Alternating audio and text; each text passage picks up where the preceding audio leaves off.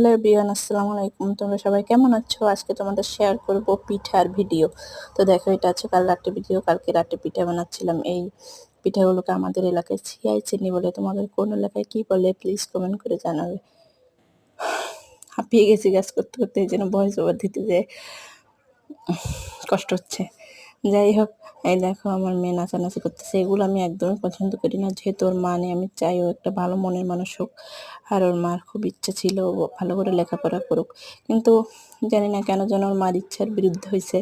যাই হোক, সবাই দোয়া করবেন ও যেন বড় হয়ে ভালো মনের মতন মানুষ হতে পারে। ও যেন ওর মার মনের মতন হতে পারে। তো এই পিঠাগুলো দেখো কাটা হচ্ছে, আর এই কাটছে আমার আম্মু। তো অনেক সুন্দর করে কাটতেছে। তো এগুলো আমার মা খুব বেশি ভালো করে। এই দেখো রান্না করা হচ্ছে।